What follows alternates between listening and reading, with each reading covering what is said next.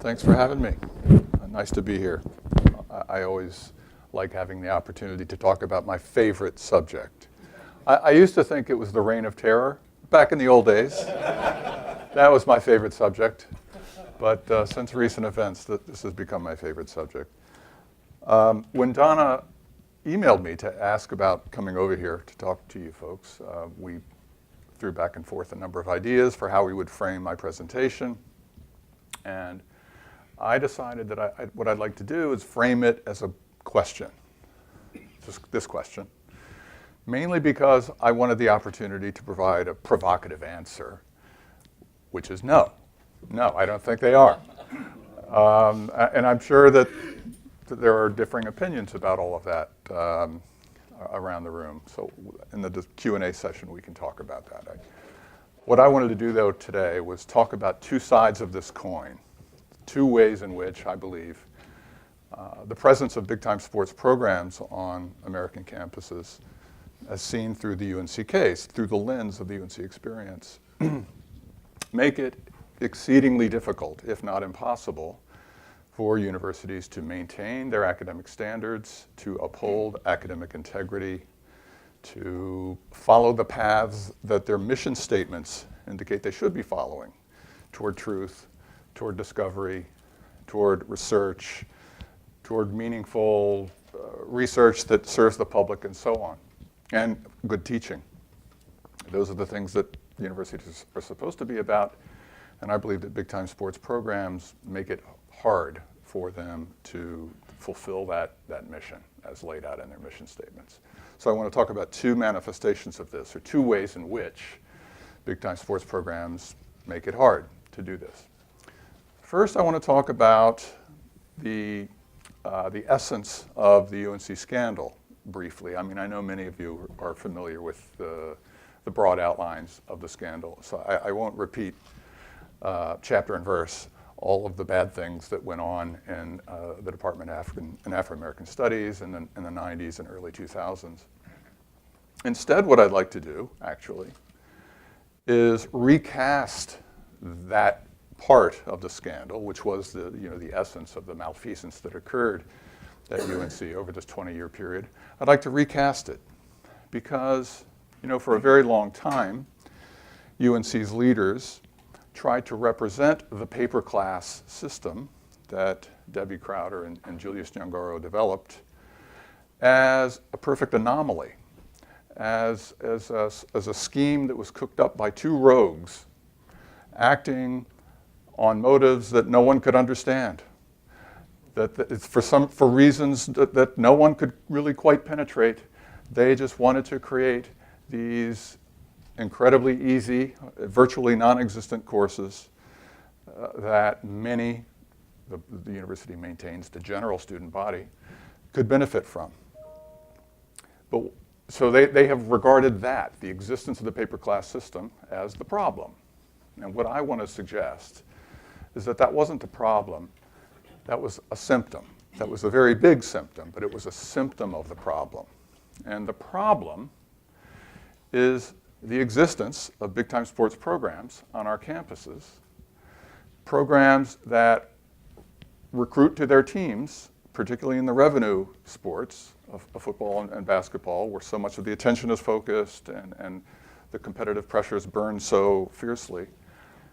Those programs recruit to those teams athletes with sometimes marginal academic skills, sometimes no interest at all, really, in pursuing academics.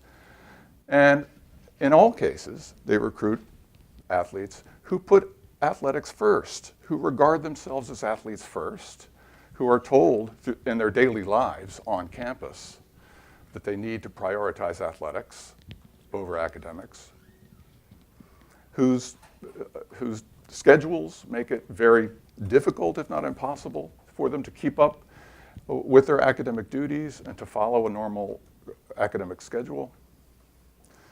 So it is the existence of those programs, because of the way in which they have to operate, given the competitive and commercial imperatives that they obey, it's the existence of those programs that's the problem. Because what that means for universities from North Carolina to California and everywhere in between is that paths of least resistance have to be created in order to keep eligible athletes who otherwise would not remain eligible because they would get into academic difficulties, they'd wind up on probation. Universities would find out in some cases very early on that they do not have the talent to compete academically in their classrooms. And so coaches and athletic department staffs and their friendly enablers on the academic side of the house construct ways to keep them eligible. They construct paths of least resistance academically that keep them eligible. And what the UNC case illustrates so vividly is that it wasn't just Debbie Crowder who was doing this. It wasn't just the paper classes in AFRI-AFAM. The Weinstein report, if you read it carefully, and if you read all of the supplementary materials he released when he released the report in October of 2014, and if you read a good portion of the emails that he curated during his investigation, which have since been released to the public, millions of them over the past several years, if you read all of it, what you see is that there were many soft spots around the campus. There were many friendly faculty who were cutting corners and doing favors for athletes who needed help to stay eligible. We had a philosophy professor, specialist in sports ethics, who offered scads of independent studies every year to a virtually exclusively athletic clientele. Athletes took independent studies with Jan Boxell semester after semester. And what kinds of standards was she applying in those independent studies? Well, we don't know for sure, but we can make educated guesses because we see elsewhere in the email trove associated with the Weinstein investigation where she is asking Debbie Crowder to do favors for her athletes. She was the advisor for the women's basketball team, where she's communicating with other friendly faculty to get them to offer independent studies for her athletes and others. And emails in which she is really not upholding the standards of integrity that one associates with any faculty member, let alone a specialist in sports ethics. So there's that problem. There was that problem in philosophy. But we also saw that there was a math instructor who informed the academic support program personnel that she was going to pass some football players who had not made the grade, but she was going to pass them anyway. She had also found that some of these football players had clearly collaborated illicitly on an exam. And she assured the ASPSA supervisors she wasn't going to report it to the honor system, not to worry. There was a professor in geography, year after year for 25 years, offered topics in geography, independent studies effectively, to athletes, for their benefit. And it's clear as day, if you look at the records of these athletes who took these classes, that they were weak students who needed the GPA boosts. And he gave them to them reliably. Jan Boxell knew it. Debbie Crowder knew it. Other friendly faculty around the campus knew about the utility of that course and of that professor for this purpose of constructing an eligibility machine that would work. I could go on, but I'm going to stop here on this side of the topic. Just to reiterate what is plain as day to me, it's very clear, it's in the documents, it's in all of the reports, if you read between the lines, it's certainly in the Weinstein report, that at UNC Chapel Hill, for a period of 25 years, a whole network of people were complicit in eroding academic standards, undercutting them, lowering them, ignoring them, for the benefit of an athletic program that needed the help. And to me, that is proof positive that big-time sports are not compatible with the academic missions of universities. Let me get a drink.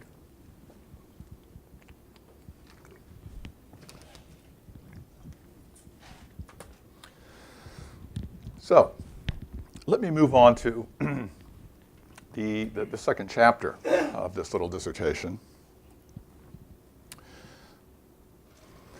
It has to do with an event that I think probably many of you already know a little something about, namely that I was, well, ultimately I was not prevented from teaching this course, but I had to overcome lots of hurdles that were thrown in my way by UNC administrators.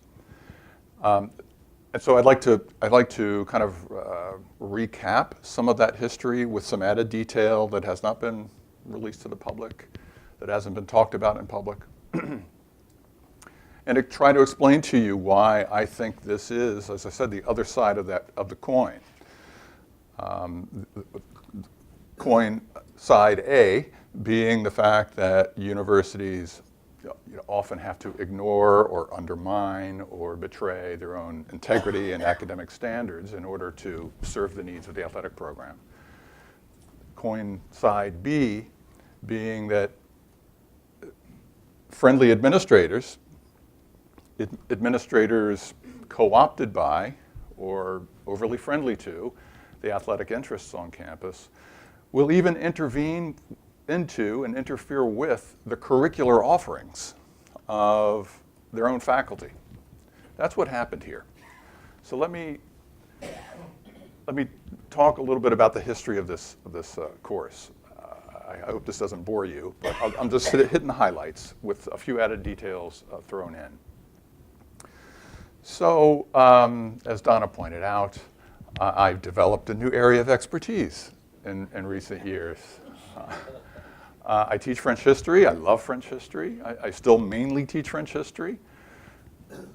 But because of my immersion in the UNC scandal, because I taught myself an awful lot about the history of the NCAA and the history of college sports reform throughout the 20th century, and because UNC, to my mind, had not done its duty in the wake of the scandal by holding public forums in which we as a community could get together to talk about this scandal and what lessons we should derive from it. Since they had not done that, I developed a course called Big Time College Sports and the Rights of Athletes. And it runs from the late 19th century to the present. And the UNC scandal is basically a chapter of that course. It takes up about 20% of the course. But that means 80% of the course is about other stuff. It's about the prehistory of the scandal. And the scandal is set in the context of that long historical trajectory. It's a wonderful course. My students love it. But when Kevin Guskiewicz, Dean of the College of Arts and Sciences and former chair of the Department of Exercise and Sports Science, learned about this course, he was not pleased. As soon as he learned about it, my poor beleaguered department chair began getting calls from him and his subordinate, the senior associate dean, about the existence of this course. They wanted an explanation.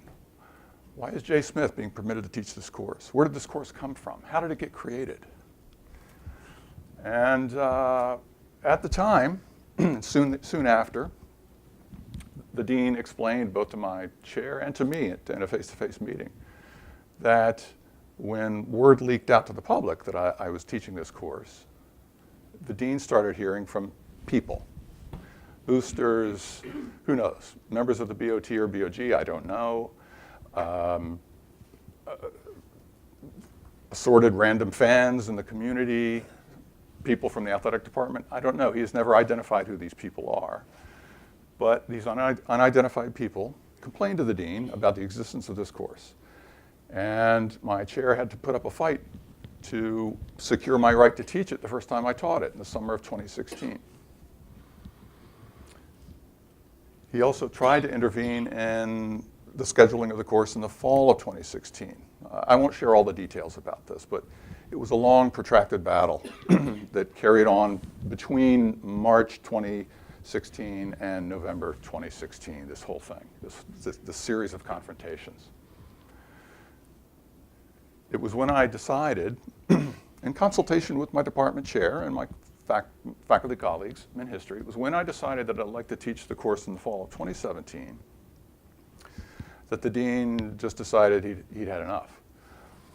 He intimidated my department chair by telling him that he couldn't promise that resources wouldn't be withheld from the history department if we went forward with this course in the fall of 2017. He did not want it taught.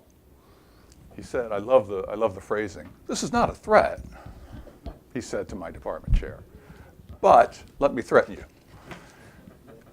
And sure enough, my department chair, I felt sorry for the guy. He hated having to do this, but he bumped my course from the schedule. He said, you can't teach it. We have the department's interests that we have to think about here. I mean, I understood his position. I wish he had taken a somewhat bolder position, but I understood the position he took. And it got yanked from the schedule in the fall of 2017.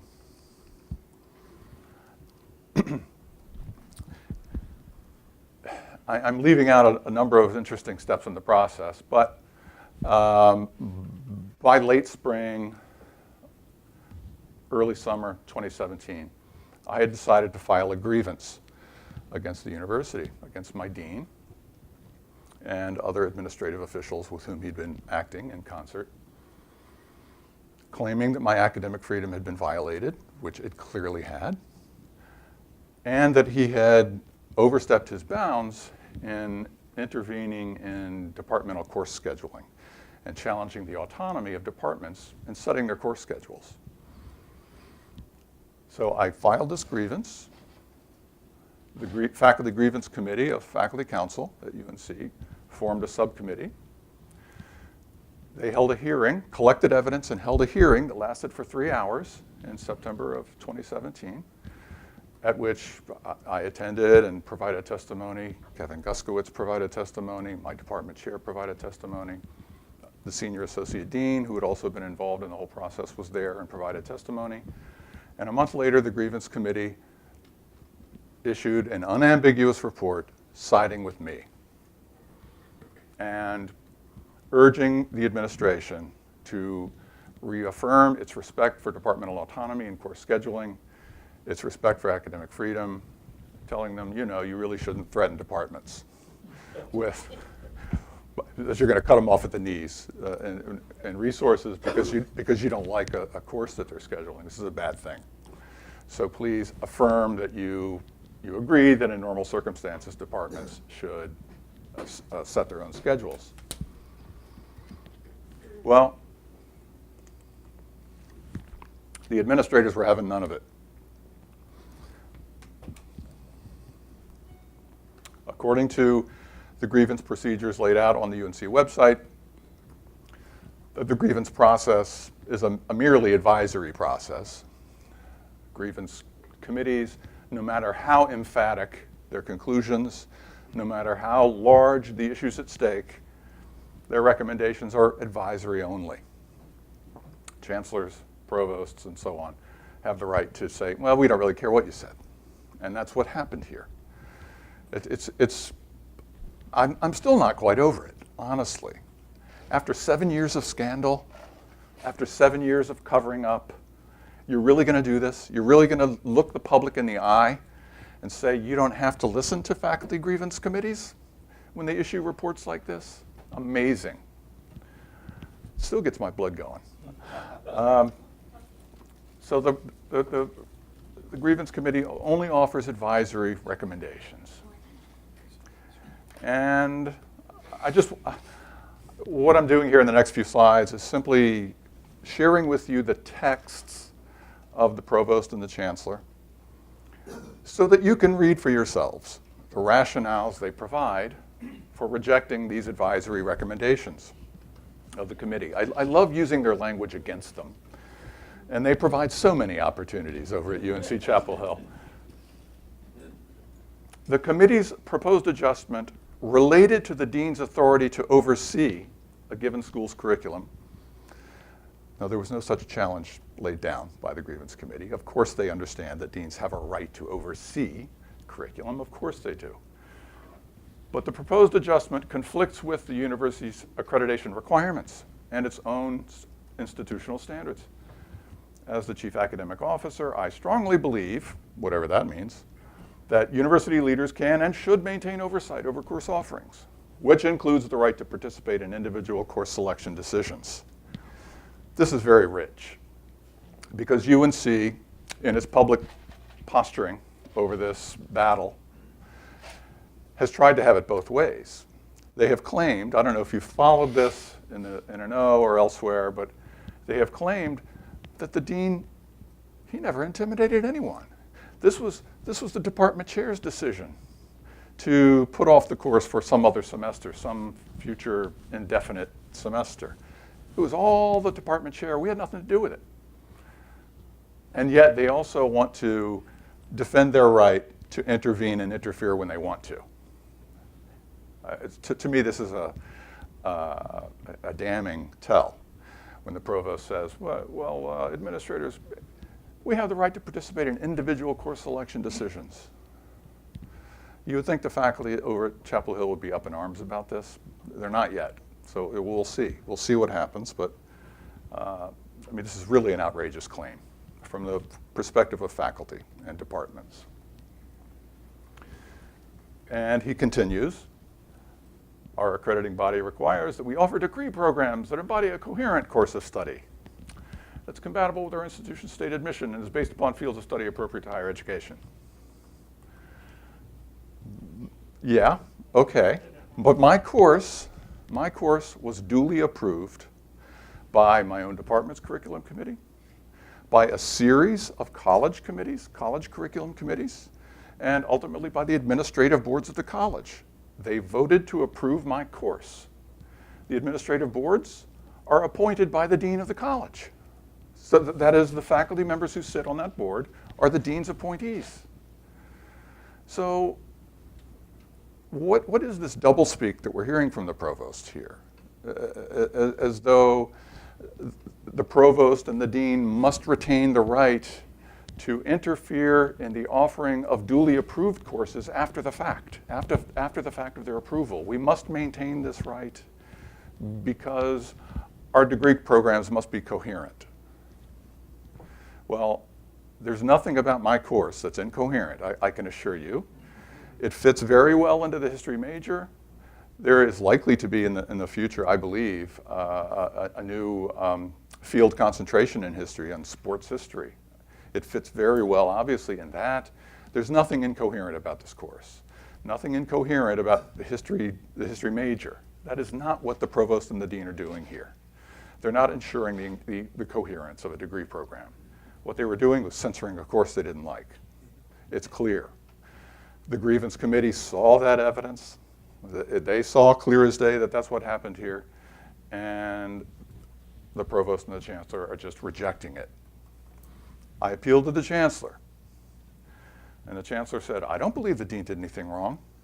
I don't see how he misbehaved here, even though there is evidence in the grievance committee report that he intimidated my chair. She just disregards that evidence. So in short, the provost, the chancellor, and the board of trustees, it must be said, because they heard the last appeal and rejected it, they all believe that faculty are not entitled to make choices about their teaching without having their decisions subject to the veto of a department chair, dean, or other administrative officer. Even though AAUP principles hold this very clearly, maintain this very clearly, our own internal documents maintain this very clearly, that faculty do have autonomy over their own courses, provided those courses are approved, of course, that they have been properly reviewed and added to the bulletin.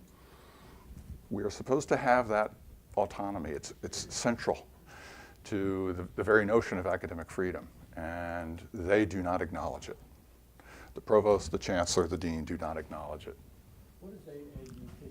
Oh, sorry. That's the American Association of University Professors, which is the watchdog of academic freedom, has been since 1915 when it was founded. Albert Einstein was a very active member of the AAUP. I just, for the heck of it, wanted to throw up some Einsteinian wisdom here about the nature of academic freedom and why it must be preserved, why it's so important to the life of universities. We should have the right to search for truth wherever it leads, right? Wherever it's going to take us. And it is our duty as faculty to share the fruits of our research, both in our published work and in the classroom. And this also implies, as Einstein says here, that one must not conceal any part of what one has recognized to be true. Concealment is a no-no. And yet that's what UNC Chapel Hill's leaders, in my view, have been doing for 7 years. They've been, therefore, acting in ways inconsistent with academic freedom. And to come back around to the way that I framed this presentation, who or what trumped academic freedom at UNC? Athletic interests. No matter how you frame it, no matter how you look at the conflict that I've endured and my department has had to endure over the past year and a half, it's clear that it was athletic interests that got in the way of a simple routine matter, scheduling and teaching a course. Even if Kevin Guskiewicz wasn't telling the pure truth when he said that he was pressured from people outside the university, boosters, students, faculty, athletic department people. Even if he alone made this decision to get in the way of my course, it was still athletic interests that were driving him. I don't think it's a coincidence that Kevin Guskiewicz is the former chair of the Exercise and Sports Science Department. He has close relations with people in the athletic program. His own research is partly enabled by his collaboration with the football team, the football program, his concussion research. So he's very close to athletics. And even if he was acting alone, entirely on his own motivations and stepping in to force this, or try to force this course off the schedule, it was athletic interests that were at the root of the problem.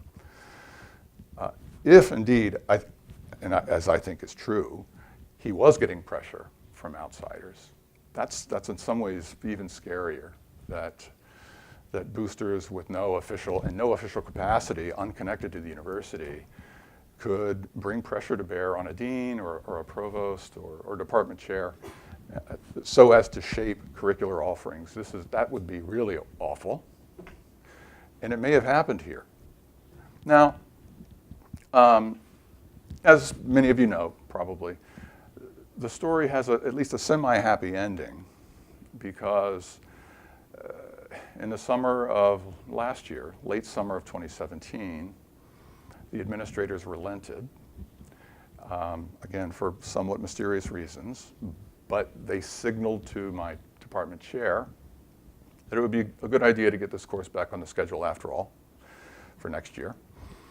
And I was able to teach it this past spring. Wonderful course, great experience. Students loved it again.